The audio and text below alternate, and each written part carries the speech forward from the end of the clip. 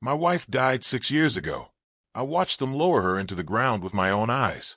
Last week, I opened a letter and saw her signature. Fresh ink, dated 7 days earlier. My hand started shaking so badly I had to sit down on the kitchen floor. Not because I thought she was alive. I'm not that kind of man. I know what death looks like. I held it. I buried it. I lived with it. But there are some lines the world doesn't cross unless something is deeply wrong. I'm Uncle Mickle. I'm not telling you this story for shock value, and I'm not proud of every choice I made along the way. I'm telling it because grief doesn't end when the funeral does. Sometimes it just changes shape and waits for you to relax before it strikes again. For 6 years after my wife passed, I sent her mother $300 every month. Same day, same amount. I never missed one. I didn't do it because anyone asked. I did it because it felt like the last thread tying me to the woman I lost. A quiet promise I could still keep. Then the letter came. It wasn't dramatic. No black envelope. No threats. Just a plain manila folder mixed in with junk mail and a utility bill. I almost tossed it aside. What caught my eye was the return address, her mother's house. Same address I'd driven to so many times in the first year after the funeral. Carrying casseroles I couldn't taste and condolences I couldn't hear. I opened it standing at the counter. Inside were documents. Legal ones. Typed. Organized. Professional. Something about property. Accounts. Adjustments that didn't make sense to me at first. I skimmed until my eyes locked onto the bottom of the last page. There it was. My wife's name. Not printed. Signed. The way she always signed. Slanted slightly to the right. The last letter curling under like she never quite lifted the pen in time. A habit I knew as well as my own handwriting. And next to it, a date from last week. I felt cold move through me. Slow and deliberate. My ears rang. My vision narrowed. I read it again. And again. I checked the date on the envelope. Then the date on my phone. I wasn't confused. I wasn't mistaken. Someone had signed my dead wife's name 6 years after we buried her. I didn't call anyone. Didn't sit and speculate. Grief teaches you when thinking turns dangerous. I grabbed my keys, the folder, and drove. The road to her mother's house felt longer than it ever had. Every mile stirred memories I'd packed away carefully. Holidays spent biting my tongue. Conversations cut short. The way she'd always thanked me for the money, but never once asked how I was holding up. When I pulled into her driveway, the house looked exactly the same. Same peeling paint. Same wind chimes on the porch. Same sense that time had stopped there out of stubbornness, not peace. I sat in the car for a moment, gripping the steering wheel, staring at the front door. I wasn't angry yet. I wasn't afraid.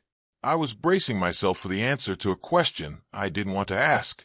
Because no matter what waited behind that door, I knew one thing for sure. The woman I buried hadn't signed those papers. And someone very close to her thought I wouldn't notice. Before that letter arrived, my life had settled into something that almost passed for normal. Not happy, not full, just survivable. My wife, Ellen, had been gone 6 years, but in some ways, I still organized my days around her absence. You don't just lose a spouse. You lose the shape of your life. For a long time, I measured time in before and after. Before Ellen got sick, after the funeral, before the house felt empty, after I stopped sitting 2 plates out of habit. The monthly payment to her mother, Ruth, started quietly. No discussion, no agreement, just something I did. Ellen had worried about her mom. Ruth never planned well, never saved much. She lived on a thin Social Security check and stubborn pride. During Ellen's illness, Ruth leaned on us more than she meant to, emotionally and financially. When Ellen passed, that didn't change. If anything, it intensified. So I kept sending the money. $300. Same day every month. Auto transfer, but I still checked to make sure it went through. It felt like a responsibility Ellen would have carried if the roles were reversed. Like something decent men do when the world takes more than its share. Ruth always thanked me. Short messages. Polite. Sometimes a card on my birthday or around the holidays. We weren't close, but we were connected.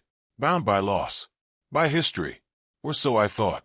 I worked steadily, lived alone, kept busy enough to avoid long silences, but not so busy I felt like I was running. Friends faded over time. Not out of cruelty, just distance.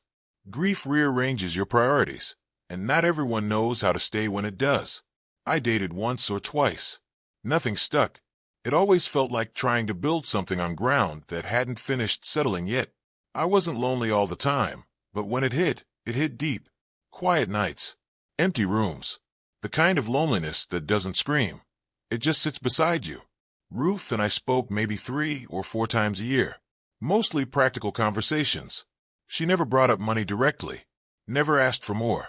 Never talked about Ellen in detail. When she did, it was brief. Controlled. Like she'd learned how to fold her grief into neat corners. Looking back, that should have stood out more. There were small things. Odd things. Ruth would sometimes mention paperwork Ellen had handled, long after Ellen was gone. Or she'd reference accounts I didn't recognize, then brush it off as confusion. I chalked it up to age. Stress.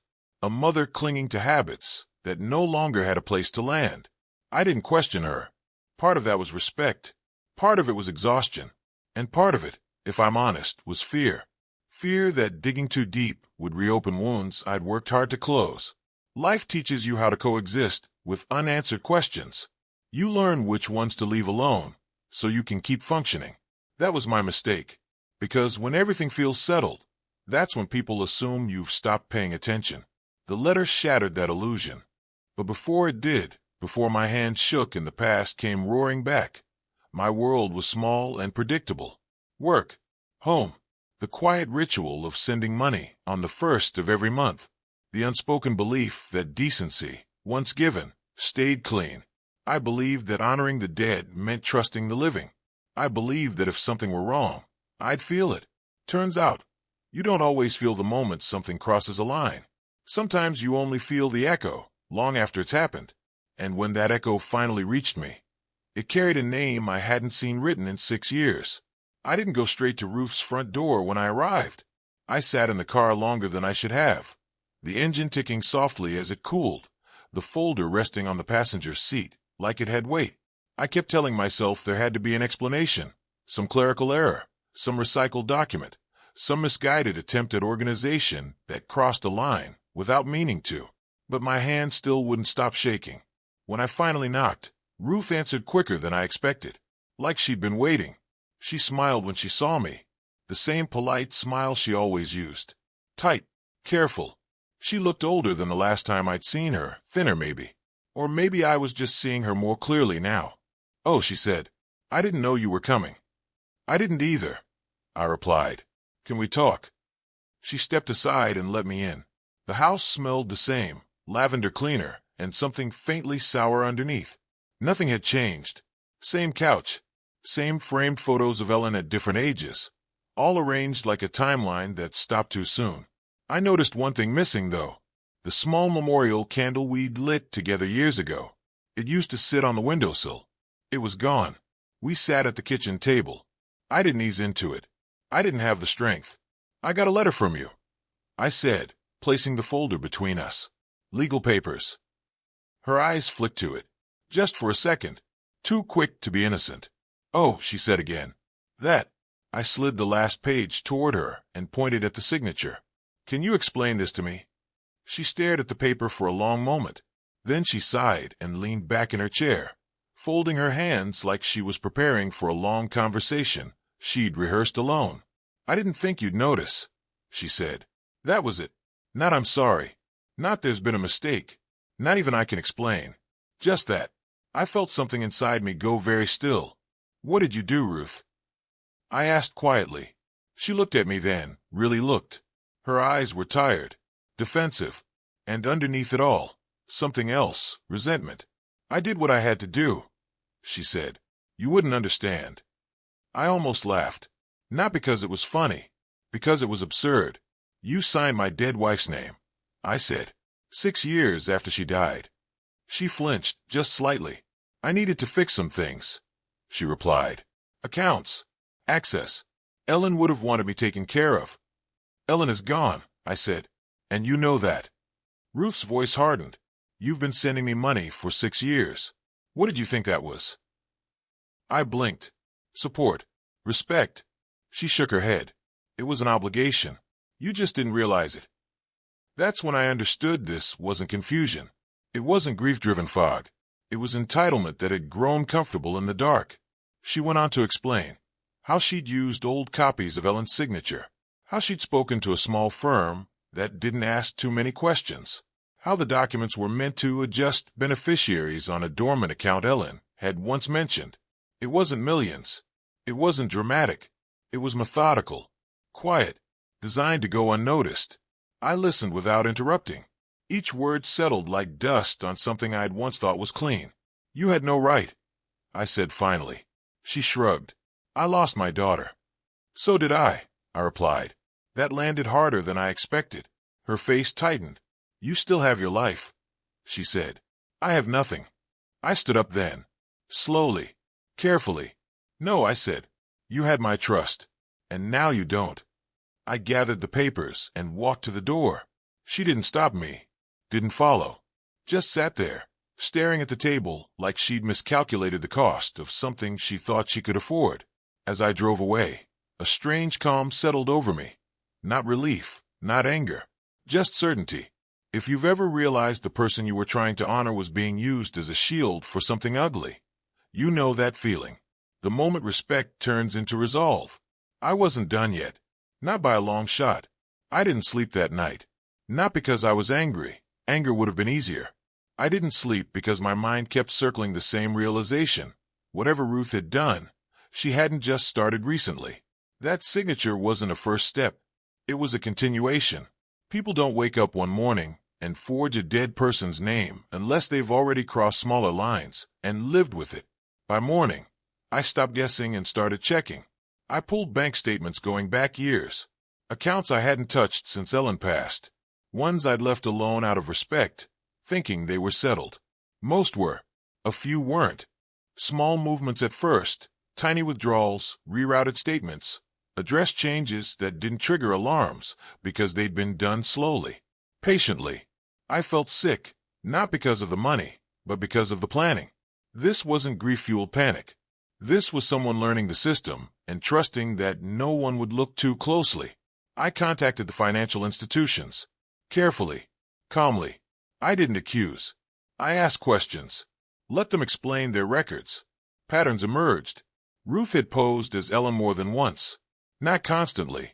Just enough to adjust things in her favor. Enough to make sure the monthly money I sent wasn't the only thing coming in. The worst part wasn't the numbers. It was realizing how long she'd been comfortable doing it. I found an old voicemail from years earlier, one I'd saved without knowing why. Ruth thanking me for the support, her voice warm, almost affectionate. At the time, it had sounded like gratitude. Now it sounded rehearsed. A performance meant to keep me exactly where I was. Compliant, quiet, reliable. I sat there, phone in my hand, and felt grief twist into something sharper. Not rage, resolve. The kind that comes when you understand you're not dealing with confusion or desperation, but choice. I took everything to a lawyer. Different office than last time. Fresh eyes. I laid it all out, documents, timelines, recordings, bank trails. He didn't interrupt. Just listened, occasionally nodding. When I finished, he exhaled slowly. This is fraud, he said. Multiple counts. Identity theft. Forgery. I stared at the desk. She's my wife's mother. He nodded. I know. That doesn't change what this is. I left with options. Civil action. Criminal charges. Recovery paths. Words that sounded heavy but distant, like they belonged to someone else's life. Driving home, I thought about Ellen. About how fiercely she'd protected her mother emotionally, even when it cost her peace. About how she trusted me to do the right thing when she couldn't anymore. I wondered what the right thing looked like now. That evening, Ruth called me. Her voice was tight, controlled. You've been making inquiries, she said. Yes. You didn't have to do that. I did, I replied. A pause. Then, we can fix this quietly. That word again. Quietly. You've had 6 years of quiet, I said. This isn't about noise. It's about truth. Her tone changed then, sharper, defensive. She talked about hardship, about medical bills, about loneliness, about how the money I sent clearly wasn't enough. I let her talk.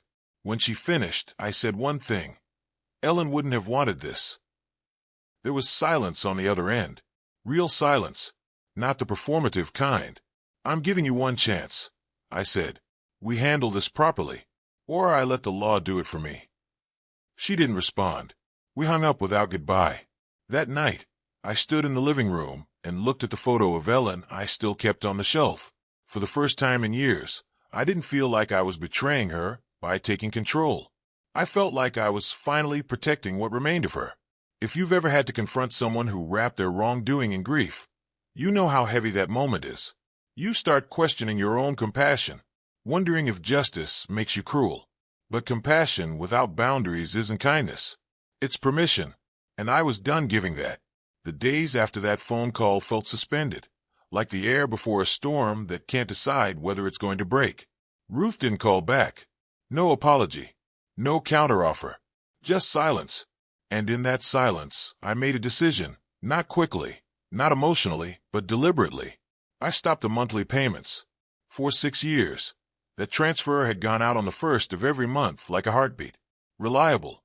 Automatic. Ending it felt strange. Like skipping a step on a staircase you've climbed 1,000 times. But it also felt necessary. I wasn't cutting her off to punish her. I was ending a pattern that had outlived its purpose and been twisted into something it was never meant to be. I documented everything. Every bank record. Every altered address. Every forged signature. I organized it the way Ellen used to organize things. Neatly, labeled, impossible to ignore. There was something grounding about that. Like I was borrowing her steadiness when mine threatened to slip. The lawyer laid out the options again. Press charges. Seek restitution. Or attempt a mediated resolution with strict conditions. What do you want out of this? He asked. I thought about it longer than he expected. I wanted to stop, I said, and I wanted clear that it was wrong. He nodded. Those are compatible goals. We sent a formal notice. Clear. Unemotional. It laid out the evidence, the legal consequences, and the window for cooperation. It wasn't threatening. It was factual. And in some ways, that was harsher than anger would have been. Ruth responded 2 days later, through an attorney.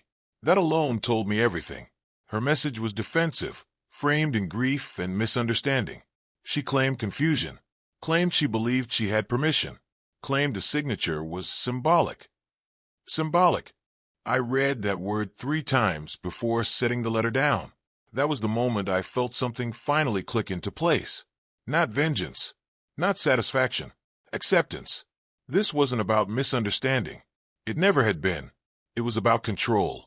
Over money, over narrative, over the last living connection to her daughter. And I had unknowingly provided all 3. I agreed to mediation, but with terms. Full disclosure. Full repayment of misappropriated funds. A formal admission of wrongdoing. No more contact after resolution. The meeting was set for a Thursday morning. When Ruth walked into that room, she didn't look like a grieving mother. She looked like someone cornered by their own choices. Smaller, tenser. Her attorney did most of the talking. I did most of the listening. When it was over, the agreement sat on the table between us. She signed it with her own name. That mattered more than I expected. We didn't speak afterward. Not a word. She left first. I stayed behind for a moment, staring at the empty chair where she'd sat. I didn't feel victorious. I felt lighter. Like I'd finally set down something heavy I'd been carrying out of habit, not obligation. There's a strange guilt that comes with reclaiming your boundaries, especially when grief is involved. You wonder if you've hardened too much, if standing firm means you've lost your compassion. But maybe you felt this too. That quiet realization that kindness doesn't require self-erasure, that honoring the dead doesn't mean sacrificing the living. By the time I got home, the house felt different. Not warmer. Not brighter, just honest. I looked at Ellen's photo again and felt something I hadn't in a long time. Peace. Not because everything had been fixed, but because I had finally stopped pretending something broken was whole. The real breaking point didn't happen in the mediation room. It came 3 weeks later, on an ordinary Tuesday, when I thought everything was already finished. I was at work when my phone rang. Unknown number. I almost ignored it. Something told me not to. This is Detective Harris, the voice said. I'm calling in reference to an open investigation involving identity fraud. Are you available to talk? My stomach dropped, not from fear, but from finality. Yes, I said. I am. He explained calmly.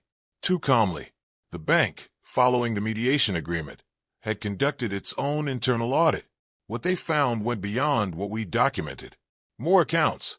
Older activity. A pattern that triggered mandatory reporting. This isn't something we can ignore, he said, even if you wanted us to. I closed my eyes. Ruth had crossed a line that couldn't be uncrossed. Later that afternoon, I drove past her street without meaning to. Muscle memory, maybe. Or curiosity I hadn't admitted to myself yet. A police car was parked out front, another behind it. I didn't stop. I didn't need to. That night, she called me. Her voice was unrecognizable. Not defensive. Not sharp. Small. They're saying I could be charged, she said. I didn't think it would go this far. I listened. Didn't interrupt. You told them, didn't you? She asked. No, I said. The truth did. She cried then.